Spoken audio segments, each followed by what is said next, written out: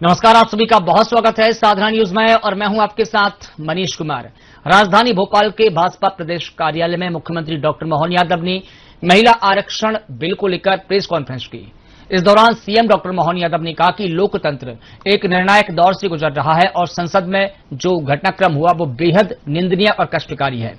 इसके बाद मुख्यमंत्री डॉक्टर मोहन यादव भोपाल से पीएम श्री हेली पर्यटन सेवा के नए सेक्टर का शुभारंभ करने पहुंची। इस दौरान उन्होंने कहा कि भगवान राम जहां शासक यानी राजा के रूप में स्थापित है वह ओरछा है।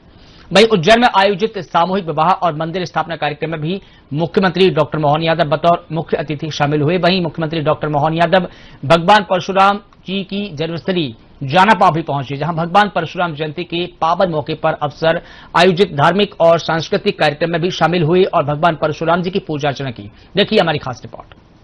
भोपाल स्थित भाजपा प्रदेश कार्यालय में मुख्यमंत्री डॉक्टर मोहन यादव ने महिला आरक्षण बिल को लेकर कहा कि लोकतंत्र एक निर्णायक दौर से गुजर रहा है और संसद में जो घटनाक्रम हुआ वे बेहद निंदनीय और कष्टकारी है। बता दें कि महिला आरक्षण बिल से जुड़ा संविधान का 131वां संशोधन बिल मोदी सरकार लोकसभा में पास नहीं करा पाई। सीएम यादव ने आगे कहा कि द्रौपदी का चीरहरण तो हमने 5000 साल पहले का सुना था, लेकिन बहनों की इज्जत के साथ खेलने का घटनाक्रम संसद में जिस प्रकार हुआ वह हमारे लिए अत्यंत कष्टकारी और निंदनीय है। प्रधानमंत्री मोदी जी और अमित शाह जी ने प्रस्तावक बनकर जो निर्णय लिया उसमें शुरुआत से ही हर दल को सुझाव देने का अवसर दिया गया। मोदी जी ने सभी को खुला पत्र भी लिखा ताकि कोई ये ना कहे कि हमें बोलने का अवसर नहीं मिला या हमसे चर्चा नहीं की गई। इस दौरान भाजपा प्रदेश अध्यक्ष हेमंत खंडेलवाल, राष्ट्रीय उपाध्यक्ष रेखा वर्मा, मंत्री कृष्णा गौर, महिला मोर्चा प्रदेश अध्यक्ष अश्विनी परांजपे, विधायक अर्चना चिटनिस और मीडिया प्रभारी आशीष अग्रवाल भी मौजूद रहे। कि जो घटनाक्रम अपने इस लोकतंत्र के अंदर एक बहुत निर्णायक दौर तक पहुंच गया था, हम सब कमोबेश उस घटना के कारण को, घटना को घटने से दुर्घटना में बदलने वाले लोगों को सबने गौर से देखा है। जितने भी जिसके अंदर के मनोभाव थे, एक एक करके द्रौपदी का चीरहरण तो हमने 5000 साल पहले सुना था, लेकिन बहनों के साथ, बहनों की इज्जत के साथ खेलने का घटनाक्रम पार्लियामेंट में जो हुआ है, सारे दुशासन, सारे दुर्योधन, सारे कौरव पक्ष के लोग जिस प्रकार से वो उस घटना के अंदर हिस्सा ले रहे थे, वो हमारे लिए अत्यंत कष्टकारी है, निंदनीय है।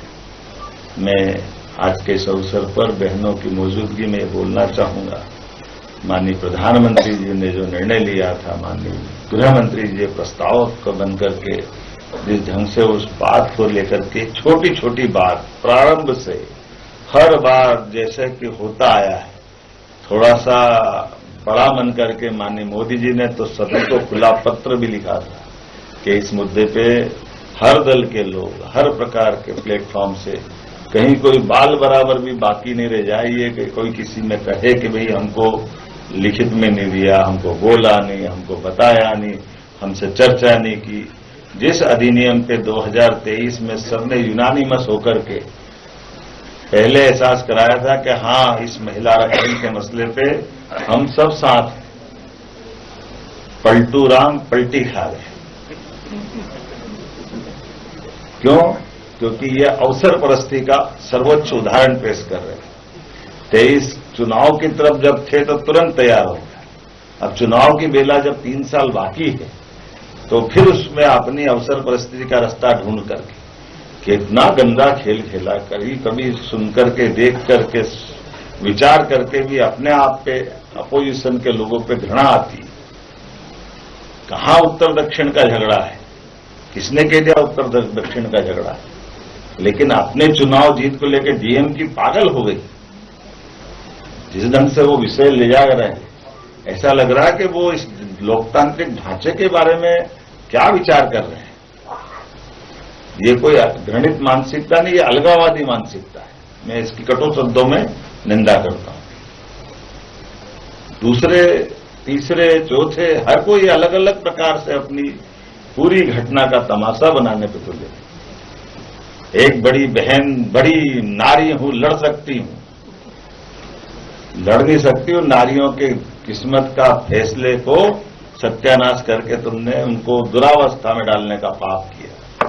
वो पाप जो उनके राजीव गांधी जी के काल में हुआ था, जब सुप्रीम कोर्ट से निर्णय हुआ 3 तलाक का। ये वही परिवार है जिस परिवार ने विषबेल की तरह सदैव लोकतंत्र में सबका माखोल उड़ाया। ये उसी की कल आगे की कड़ी है। जब बहनों को अधिकार मिलने की बात आई तो अपने कुतर्कों के बलबूते पर, किंतु परंतु लगाते लगाते जिस प्रकार से लज्जित करने का काम किया, नारी ने नारी को अपमानित करने का बहुत गंदा खेल खेला हम सबके सामने, और बड़े मुस्कुरा करके। पता नहीं अंदर की आत्मा क्या कह रही थी। भारत में बात हो रही थी कि अमेरिका में हो रही थी? बहुत कष्ट के साथ बोलना पड़ेगा। ये जो भाव थे अंदर, और क्या क्या शब्द और किसे शब्द बोल करके बोली जा रही थी बात। कितनी छोटी छोटी बातें हैं। अगर 1971 में 55-54 करोड़ की आबादी थी, तो वो सीटें अगर आज 140 करोड़ के बाहर अगर हो जाएगी तो उनको नहीं बढ़ेगी इस अनुपात में। बच्चों को भी मालूम है कि जो आबादी 1971 में थी परिसीमन में, वो स्वाभाविक रूप से बढ़ना चाहिए, और बढ़ेगी तो सीटें भी बढ़ेगी, और सीटें बढ़ेगी तो कौन से राज्य की घटेगी। इसी सावधानियों को लेकर के माननीय गृह मंत्री जी ने कदम कदम पर पूरे जवाब देने के पहले बीच बीच में हर बात स्पष्ट करते गए। कोई झूठ मत फैलाओ, कोई गलत मत बोलो, कोई कंफ्यूजन मत करो। उत्तर दक्षिण का भाव फालतू की बात। तमिलनाडु, कर्नाटक, केरल, आंध्र, क्या डराने का काम किया, लेकिन उन्होंने वहां भी स्पष्ट किया कि सीटें बढ़ रही है, कोई सीटें नहीं घट रही है। जो अनुपातिक परसेंटेज है वो परसेंटेज भी बढ़ रहा है। हर चीज स्पष्ट करने के बाद भी कोई सोए को जगाया जा सकता है, लेकिन जान करके जो आंख नीचे उसको कैसे जगा सकते, ये उसके उदाहरण है। लगातार उसी माहौल बनाते हुए पूरी बात का जैसे यूनानिमस तय कर लिया था कि हम बहनों को हक नहीं देंगे, और ये एक बार नहीं हुआ है। ये परंपरा, हर वो बात जो ये बोल रहे हैं, जो माननीय अमित जी ने भी कहा हमारे सबके सामने कि 2014 के पहले जिस आरक्षण की बात अभी कर रहे हैं, 14 के पहले क्यों नहीं कहते थे? बंद आरक्षण, जातिगत जनगणना करने का पाप किसके सिर पे है? किसने बंद किया था? कांग्रेस ने बंद किया जातिगत जनगणना। और ऐसे में हर एक वो प्रश्न, जिस प्रश्न के बलबूते पर जो प्रश्न के उत्तर वो वर्तमान सत्तारूढ़ दल से मांग रहे थे, वो अपनी आत्मा से मांगे तो उनको अंदर का पाप दिख जाएगा। मध्य प्रदेश में धार्मिक और ऐतिहासिक पर्यटन को बढ़ावा देने के लिए एक बड़ा कदम उठाया गया। मुख्यमंत्री डॉक्टर मोहन यादव ने भोपाल से पीएम श्री हेली पर्यटन सेवा के नए सेक्टर का शुभारंभ किया। इस दौरान उन्होंने कहा कि भगवान राम जहां शासक यानी राजा के रूप में स्थापित हैं, वह स्थान ओरछा है। बता दें कि स्टेट हैंगर में मुख्यमंत्री डॉक्टर मोहन यादव ने ओरछा चंदेरी जाने वाले यात्रियों को बोर्डिंग पास सौंपे और हेलीकॉप्टर को हरी झंडी दिखाकर रवाना किया।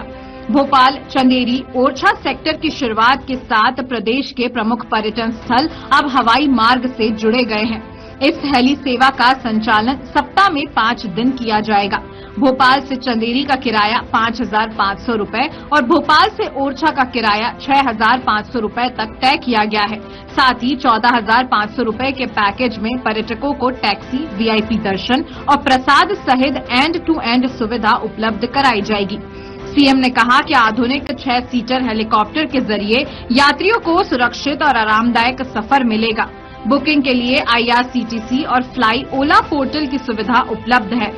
बता दें कि अब तक इस हेली पर्यटन सेवा का लाभ 2,648 से अधिक पर्यटक उठा चुके हैं और नई सेक्टर की शुरुआत से पर्यटन को और गति मिलने की उम्मीद है। मुख्यमंत्री डॉक्टर मोहन यादव ने कहा कि कई राज्य हमारी एविएशन पॉलिसी की मांग कर रहे हैं। मध्य प्रदेश ने हवाई सेवा के क्षेत्र में तेजी से विस्तार किया है। कुल मिलाकर हेली पर्यटन सेवा का ये विस्तार न केवल यात्रियों को बेहतर कनेक्टिविटी देगा, बल्कि मध्य प्रदेश के धार्मिक और ऐतिहासिक पर्यटन को भी नई ऊंचाई पर ले जाएगा। और हमारे लिए सौभाग्य की बात है। सबसे पहले मैं दोनों हाथ जोड़कर आप सबको प्रणाम करता हूँ, आप सबको बधाई देता हूँ। और भगवान परशुराम जी की जयंती श्रद्धा, साहस, पुरुषार्थ, पराक्रम, न्यायशीलता, दानशीलता, उदात्त चरित्र, निर्मल मन, सदैव अन्याय के खिलाफ साहस संघर्ष से अपने पराक्रम पुरुषार्थ के नए नए कीर्तिमान बनाते हुए भगवान परशुराम जी ने अपने लिए भगवान राम का काल हो, भगवान कृष्ण का काल हो, सदैव अजय रूप से हम सबको सदैव प्रेरणा दी है। मैं आप सबको आज हेली सर्विस परशुराम जयंती के अवसर पर समर्पित करते हुए अत्यंत आनंद के साथ आप सबको बधाई दे रहा हूं। इतना अच्छा लगता सुनकर के भी जब भगवान राम का धाम सरयू में, माता सरयू के किनारे अयोध्या में भव्य दिव्य बन गया। और ऐसा कहा जाए कि भगवान राम हमारे राजा रूप में, शासक रूप में अगर कहीं विराजमान है तो ओरछा में, तो ओरछा में अगर है तो पुष्पक विमान तो जाना ही चाहिए, क्यों नहीं जाना चाहिए।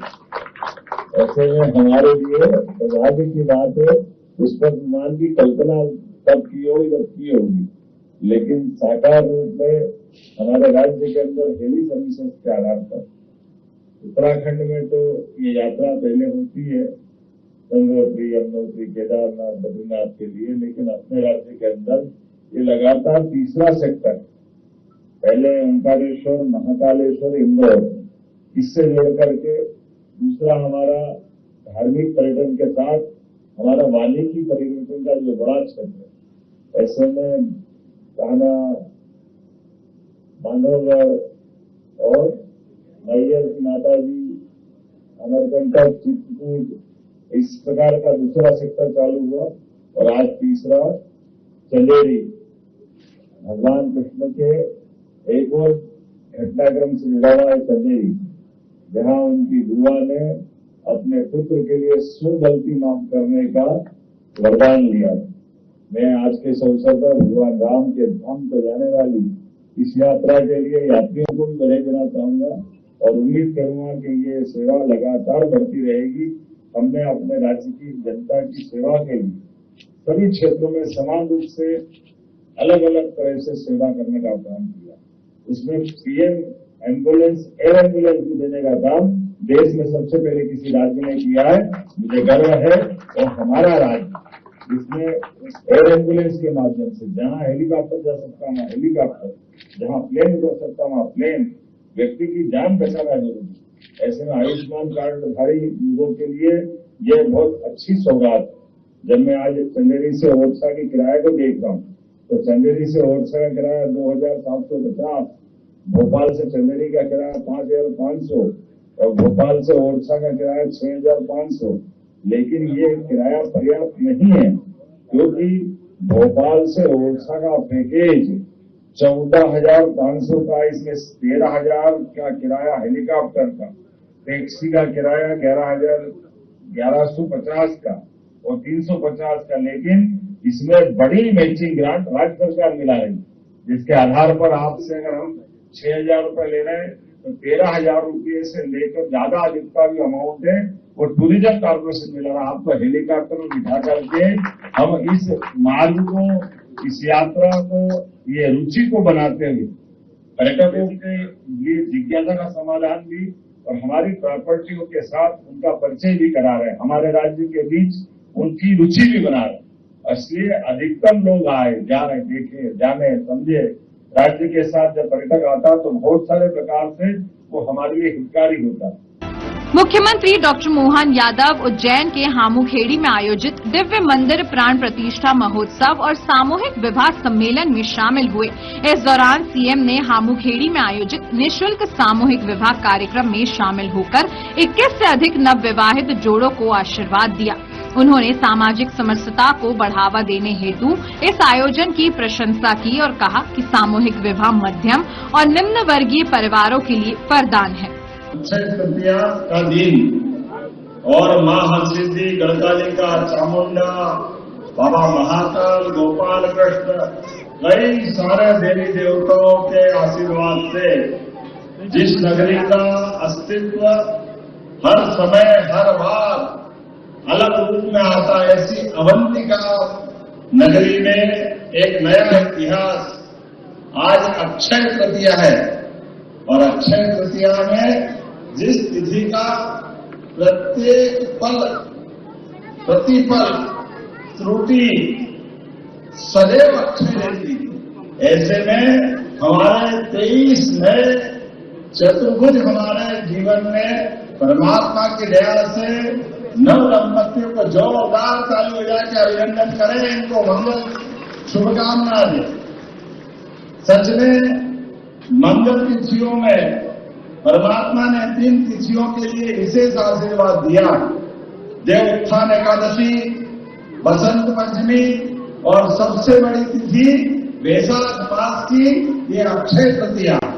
आज परशुराम जी भगवान का भी जन्म है, उनके लिए भी जयकारा लगा है, बोले परशुराम महाराज की।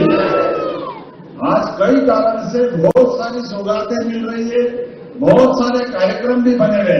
मंच पर विराजमान हमारे माननीय विधायक अनिल जैन कालूहेड़ा जी, माननीय विधायक सतीश मालवीय जी, जिला अध्यक्ष संजय अग्रवाल जी, राजेश धाकड़ जी, हमारे माननीय सांसद और महर्षि उमेश नाथ जी, हमारे वाल्मीकि धाम के भी पीठाधीश्वर हैं और परमात्मा की दया से, महाकाल की कृपा से उच्च सदन के भी माननीय सांसद जोरदार अभिनंदन महाराज जी का भी करें। इसी अवसर पर वैष्णव संप्रदाय के हमारे सबके एक तरह से इस उज्जैन के हमारे पीठाधीश्वर रामेश्वर दास जी महाराज, आपका भी जोरदार अभिनंदन डॉक्टर रामेश्वर दास जी महाराज का। सारे संत वृंद के लिए जोरदार ताली बजाएं, हमारे सारे नेताओं के लिए। यद्यपि समय की थोड़ी कमी है, लेकिन फिर भी मैंने कोशिश की कि आज हमारे प्रकाश यादव जी और उनके परिवार के द्वारा ये जो बड़ा निर्णय किया, ये बात सही है। नवंबर में भी उज्जैन में ऐसा आनंद आया था, हमारे सबके बीच अपने जिनसे खून के रिश्ते हैं उनका तो आनंद होना चाहिए, अच्छी बात, लेकिन इस चराचर जगत में हमारे लिए सौभाग्य की बात, 16 संस्कार में से सबसे पवित्र संस्कार पाणिग्रह संस्कार, जोरदार अभिनंदन करें हमारे सभी पवित्र बंधन में बनने वाले नव दंपतियों के लिए हमारी शुभकामना है। प्रत्येक बच्चे बच्ची अपने माँ बाप का, परिवार का, कुलवंश का, प्रदेश का, देश का नाम रोशन करे। और इस अवसर पर आज जो ये सामूहिक आनंद है, सच में अलग अलग शादी करो 50 तरह की झंझटें आती है, लेकिन समय की बचत, खर्चे की बचत, एक साथ सब मिल जाए और हमारे लिए वो सौभाग्य की बात है। सरकारी स्तर के साथ ये सरकारी स्तर पर भी ये संकल्प का होना मैं प्रकाश यादव जी और पूरे मित्रवर्ग को बधाई देना चाह रहा हूं। जोरदार अभिनंदन करें, हमारे लिए ये भी एक मार्ग है।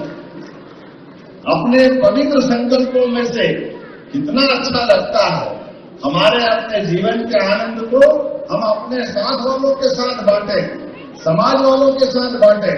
और आज के अवसर पर सामाजिक समरसता के लिए भी अत्यंत आवश्यक। हम सब मिलकर के परमात्मा की दया से 84 लाख योनियों से प्राप्त होने वाला यह मानव शरीर, ऐसे में परमात्मा की कृपा से हमारे हाथ में पुण्य कर्म आए, हमारे जीवन में सदैव शुभ कर्म आए। ऐसे कामों से मन की, तन की, धन की, सभी की शुद्धि होती है। ऐसे में आज के इस अवसर पर मैं अपने उज्जैन के लिए भी न केवल यहाँ के इस विवाह के अवसर पर आया हूँ, बल्कि कई प्रकार के और निर्माण कार्य का लोकार्पण भी हो रहा है। सिंहस्थ 2028 की तैयारियों को लेकर के बहुत सारे काम हो रहे हैं। ऐसे में हमारे निर्माण कार्य का लोकार्पण, भूमि पूजन भी हो, लेकिन भौतिक निर्माण होने के बाद इसकी जो अपनी सुंदरता है वो सच में घर घर से होना चाहिए, हर घर से होना चाहिए। ऐसे में परिवार के अंदर सुख का सबसे बड़ा अवसर विवाह संस्कार होता है। ऐसे में हम सब इसके साक्षी बने। आप भी जोरदार ताली बजा करके वहीं से दूल्हा दुल्हन और सबको आशीर्वाद दें। और अभी बहुत सारे पुष्प की टोकरी भी लगी हुई, यहां से आकर के हम लोग निकल जाए तो धूमधाम से ढोल भी क्या आए हैं, ढोल लाए हो तो ढोल बताओ कैसे ढोल धमाके से शादी हो रही है। हमारे लिए सौभाग्य की बात है, कहा हमारा ये सबसे पुराने समय में पिछड़ा इलाका था, लेकिन आज सबसे अगला इलाका हो गया हमारा ये पूरा देश। जोरदार ताली बजाओ, कितना अच्छा लगता है अपने उज्जैन के अंदर धीरे धीरे करके एक एक करके पूरा प्रदेश और प्रदेश के साथ देश आज एक अलग दौर में जा रहा है। यशस्वी प्रधानमंत्री के नेतृत्व में दुनिया के सामने भारत की अपनी एक अलग पहचान बन रही है। ऐसे में ऐसे बहुत सारे कामों के माध्यम से भी सरकारी काम भी चलेंगे, गैर सरकारी भी चलेंगे।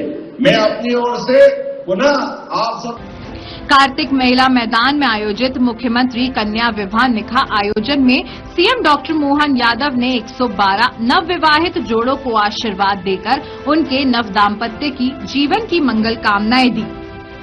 इसके बाद सीएम डॉक्टर मोहन यादव ने 57.91 करोड़ के 7 विभिन्न विकास कार्यों का भूमि पूजन किया। इस दौरान सीएम ने कहा कि अक्षय तृतीया का हमारे धर्म में विशेष महत्व है। सीएम ने कहा कि 2 वर्षों में अभी तक मुख्यमंत्री कन्यादान विवाह निकाह योजना के अंतर्गत 641 जोड़ों का विवाह संपन्न हुआ है। बीते 4 महीने पहले ही मेरे बेटे का विवाह भी इसी तरह सामूहिक रूप से हुआ था। सामूहिक विवाह का आनंद कुछ और ही है। महाकाल महाराज की। आज के इस कार्यक्रम में नगर निगम द्वारा आयोजित सामूहिक विवाह और कई प्रकार के भूमि पूजन लोकार्पण के मिले जुले कार्यक्रम में मंच पर विराजमान परम पूज्य उमेश नाथ जी महाराज साहब, आपका प्रणाम। हमारे माननीय विधायक द्वय श्रीमान अनिल जैन कालूहड़ा जी, जिनका यह क्षेत्र है, और आपने भी मुझे आपके बोलने का समय मुझे दिया, जोरदार अभिनंदन अनिल जैन कालूहड़ा जी के लिए भी। इस अवसर पर माननीय विधायक सतीश मालवीय जी, आपका भी बस पीछे से लगा हुआ इलाका, ये हमारा पता ही नहीं चलता कहाँ उत्तर आ गया कहाँ घटिया आ गया, ऐसे चारों तरफ ये लगा हुआ पूरा विधानसभा का क्षेत्र। इस पूरे आयोजन के लिए नगर निगम द्वारा ये जो पूरी रचना बनाई गई, महापौर श्रीमान मुकेश कटवाल जी का भी जोरदार अभिनंदन करें। इस अवसर पर हमारे जिलाध्यक्ष संजय अग्रवाल जी, हमारे एमआईसी के सभी सदस्यगण शिवेन तिवारी, जितेंद्र कुमार, प्रजापत जी, हमारी दोनों बहन जी, मैं आज इस अवसर पर पीछे रामेश्वर दुबे जी से लगा करके 2 नंबर के पार्षद तक, गहलोत जी तक, सारे के सारे मित्र, इधर उमेश सेंगर जी, माननीय ओम जैन जी, इस अवसर पर संजय अग्रवाल जी जिलाध्यक्ष। और सच में आज यहाँ 100 और 12 निकाह के 112 जोड़े और उनके पूरे परिवार वालों को जोरदार ऊपर हाथ करके जोरदार ताली बजा करके अभिनंदन करें। हमारे अपने परिवार के अंदर ये शुभ प्रसंग आया और 112 जोड़ों का यहाँ विवाह संपन्न हो रहा है। अक्षय मूल्यों के आधार पर अक्षय तृतीया का अपने जीवन में विशेष महत्व होता है। अपने लिए वैसे तो बाबा महाकाल की नगरी है, लेकिन भगवान कृष्ण की ससुराल भी है, तो एक तरह से ये दूल्हा दुल्हन हमारे लिए मित्रवृंदा और भगवान कृष्ण के नाते से भी आपको जान सकते हैं। लेकिन सच में मैं अगर आंकड़ा देख रहा हूं कि 2 वर्षों में अभी तक मुख्यमंत्री कन्यादान और निकाह योजना में 641 जोड़ों का विवाह और निकाह संपन्न हुआ और इसके माध्यम से लगभग 3 करोड़ 52 लाख, जोरदार ताली बजाओ, ये आंकड़ा अपने आप में बताता है कि हमारी समाज और हमारी सामाजिक सेवा का संकल्प सच में हमारी पार्टी के द्वारा जो कहा गया कि लगभग 49,000 रुपया प्रति जोड़ा और बाद का खर्चा भी सरकार के माध्यम से देंगे। और इसके अलावा भी सच में आज चिंता मत करना, और भी बहन बेटी जितनी आएगी प्रत्येक इसी प्रकार से, क्योंकि ये बात सही है, सामूहिक विवाह का आनंद हम सब महसूस करते हैं। बीते 4 महीने पहले ही मेरे बेटे का विवाह भी ऐसे सामूहिक विवाह में हुआ था। मुझे इस बात का आनंद, कोई ऊंचा नहीं, कोई नीचा नहीं, कोई बड़ा नहीं, कोई छोटा नहीं, सामाजिक समरसता के लिए एक साथ आनंद। आप बता, अलग अलग आप शादी करते तो कोई हम आते क्या? न ये आते। आज आकर के आपको आशीर्वाद दे रहे कि नहीं दे रहे? जोरदार अभिनंदन करें हमारे अपने सारे भावी जीवन के नागरिक के नाते से। जब आपका भावी जीवन चतुर्भुज रूप में होगा, विवाह के बाद होगा, परमात्मा करे आपके हाथ में यश मिले। आज इसी अवसर पर 58 करोड़ 29 लाख के आधार पर 7 कामों का भूमि पूजन लोकार्पण भी हो रहा है। इसमें 21 करोड़ 8 लाख की लागत से हरसिद्धि पाल से लगाकर रामघाट तक का जोरदार ताली बजाओ, ये हमारा सर्वाधिक महत्व का रोड होने वाला है जो सीमस 2028 को लाभ देगा। 13 करोड़ 30 लाख की लागत से महाकाल लोक में जब यात्री पैदल चलते हैं, ऊपर गर्मी लगती है, नीचे पैर जलते हैं, छाया का शेड बनाने का निर्णय किया है। बोले महाकाल महाराज की। ये लगभग 13.5 करोड़ का एक नया काम चालू हुआ है। इसी प्रकार से 8 करोड़ 55 लाख की लागत से ये एक विक्रम कीर्ति संग्रहालय जो हमारा वहां पर आधुनिक डिस्प्ले के साथ आधुनिक संग्रहालय का लोकार्पण हो रहा है, जिसके कारण से उज्जैन की पुरानी से पुरानी चीजें हमारे संग्रहालय में दिखाई जाएगी। और 7 करोड़ 72 लाख की लागत से विक्रम कीर्ति मंदिर का सभागार का जीर्णोद्वार और बांगड़ भवन में हमारी मुद्राओं का भी संग्रहालय बना रहे हैं। मुख्यमंत्री डॉक्टर मोहन यादव धार के सिरसौदिया में सर्व समाज जिला स्तरीय मुख्यमंत्री कन्यादान विवाह समारोह में शामिल हुए।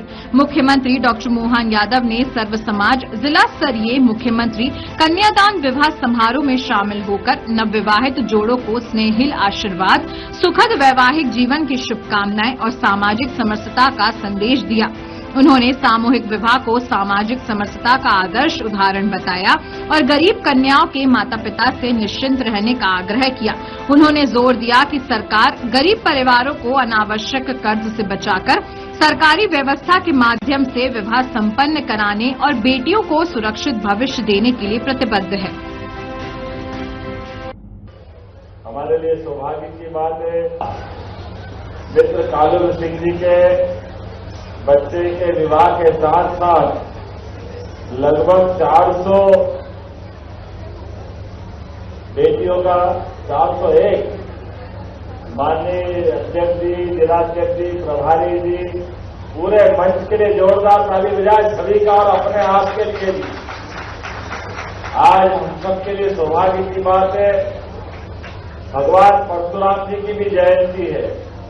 अक्षय तृतीया का यह विवाह समारोह, ऐसा बोला जाता है कि भगवान का विशेष आशीर्वाद मिलता है और विवाह का प्रसंग परिवार के लिए अपने जीवन में एक नया प्रकार का अमरता का भी संदेश देता है।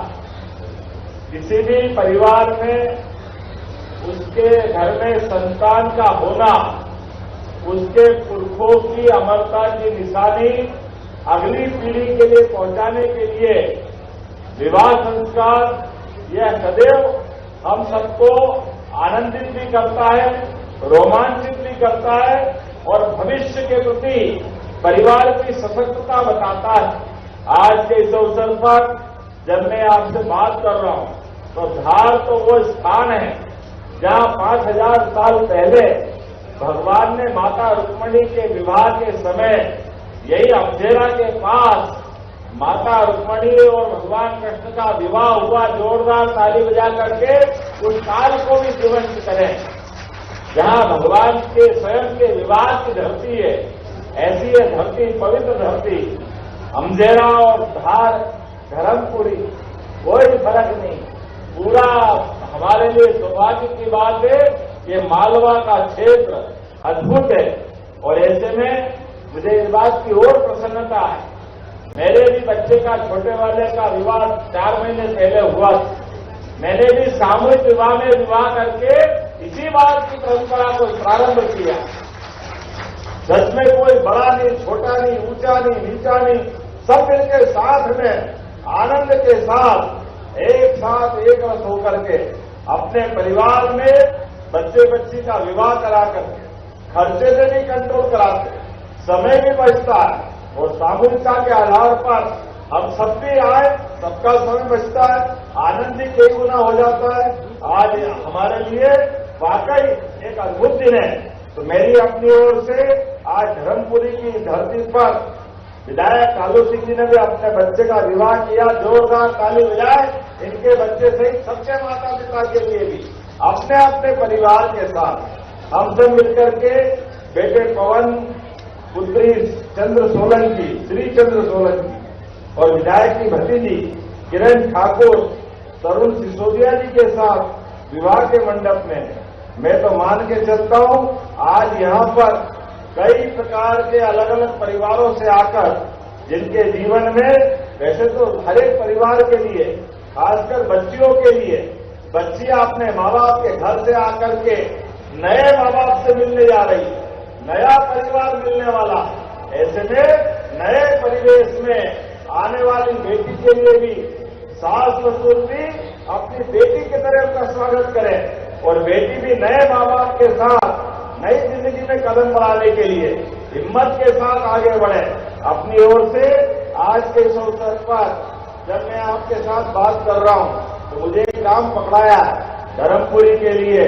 अब धर्मपुरी तो नाम इतना अच्छा है, लालू भाई मांगे और कैसे नहीं दे, जोरदार ताली बजाओ मैं आपकी तरफ से। कुछ इतने अलग अलग प्रकार के काम नालसा क्या क्या है, नालसा में कलेक्टर इसका संकलन कर लेंगे। ये जितने काम बता रहे हैं, अरे वो कितने भी करो, कोई चिंता मत करो। मैं आपकी तरफ से, समय की कमी है, मैं 2 घंटे देरी से चल रहा हूं, लेकिन अपने बीच में आदिवासी अंचल के अंदर अगर सामूहिक विवाह हो रहा है और मैं नहीं हूं, ऐसा हो नहीं सकता है। और कालू भाई तो वैसे ही हमारा धमाका विधायक है, क्या जोरदार आदमी, अपने प्रकार का हमारा दमदार विधायक। जोरदार ताली बजाओ कालू भाई के लिए भी और आप अपने लिए भी। मेरी अपनी ओर से सरकार की योजनाओं के माध्यम से हर एक वर्ग के कल्याण के लिए हम काम कर रहे हैं। वहीं मुख्यमंत्री डॉक्टर मोहन यादव भगवान परशुराम की जन्मस्थली जानापाव पहुंचे, जहां भगवान परशुराम जयंती के पावन अवसर पर आयोजित धार्मिक एवं सांस्कृतिक कार्यक्रम में शामिल हुए और भगवान परशुराम की पूजा अर्चना की। इस दौरान सीएम डॉक्टर मोहन यादव ने उपस्थित जन समुदाय को संबोधित भी किया। मुख्यमंत्री डॉक्टर मोहन यादव ने कहा कि भगवान परशुराम की जन्मस्थली जानापाव में भव्य और दिव्य परशुराम श्री कृष्ण लोक विकसित किया जा रहा है। इसकी लागत 17.41 करोड़ रुपए है। भगवान परशुराम और भगवान श्री कृष्ण के जीवन, दर्शन और संदेश को आमजन तक पहुंचाने के लिए श्री परशुराम श्री कृष्ण लोक एक प्रमुख आध्यात्मिक पर्यटन एवं सांस्कृतिक केंद्र के रूप में विकसित किया जा रहा है। गोपाल कृष्ण भगवान की। हम सबका सौभाग्य है, अक्षय तृतीया नारायण के छठे अवतार, शस्त्र शास्त्र के ज्ञाता, समन्वित शक्ति के प्रतीक, परम तपस्वी भगवान परशुराम जी के चरणों में प्रणाम करता हूं, अभिनंदन करता हूं, भगवान का आशीर्वाद चाहता हूं और आप सबको भी उनके प्रकट उत्सव की बधाई देता हूं। मंच पर विराजमान माननीय मंत्री श्रीमान तुलसीराम सिलावट जी, हमारी यहां की लोकप्रिय विधायक और पूर्व मंत्री हमारी बहन उषा ठाकुर जी, इसी अवसर पर हमारे जिला अध्यक्ष, हमारे सभी पदाधिकारी, समय की कमी है, जोरदार अभिनंदन पूरे मंच का और आपका सबका भी। सच में परशुराम जी का जन्म और जन्म के बाद उनका पूरा जीवन सबके लिए सदैव आस्था, श्रद्धा, विश्वास, भरोसा, परंपरा, सनातन संस्कृति के लिए गौरवान्वित करने वाला है। सतयुग हो, त्रेता युग हो, भगवान परशुराम जी ने अपने हर काल में, और वैसे तो चिरंजीव परशुराम जी, उनका अपना जीवन त्रेता युग हो, सतयुग हो, द्वापर हो, हर बार हर समय अन्याय के खिलाफ, अधर्मियों के खिलाफ आगे बढ़कर के अपनी सबकी मनोभावना के अनुसार धर्म विरोधियों के खिलाफ धर्म की सत्ता के स्थापना के लिए वो न केवल शास्त्र और शास्त्र दोनों में एक तरह से निष्णात भी है। मुझे इस बात की प्रसन्नता है, भगवान राम का विवाह भी अगर हुआ है तो परशुराम जी के धनुष के निमित्त बनने से भगवान श्री राम ने माता जानकी को अपने जीवन में अर्धांगिनी बन के स्वीकार किया। क्या परशुराम जी का जीवन है, सच में उनका पिनाक धनुष उस काल का और ऐसा कहते कि माता सीता भी इतनी बलशाली थी, राजा जनक के यहां दिया हुआ उनका आशीर्वाद उसको अपने इधर साफ सफाई में माता भी उतनी ताकत के साथ इधर उधर करती थी। ये उस युग में हमारी माता बहनों की बल शक्ति दिखाता। मैं आपको भी प्रणाम करता हूं, हमारी सभी बहनों को प्रणाम करता हूं। इस माध्यम से जब मैं भगवान कृष्ण को देखता हूं और भगवान कृष्ण के जीवन में भी सांदीपनि जी के पुत्र को वापस लाने के लिए जब यहां से उनने कदम बढ़ाए मालवा से और सांदीपनि जी के पुत्र को लेने के लिए वर्तमान के जामनगर, ये वर्तमान का जामनगर लेकिन अतीत के काल से यमनगर भी बोलते हैं, कई बार अपभ्रंश से बोल देते हैं।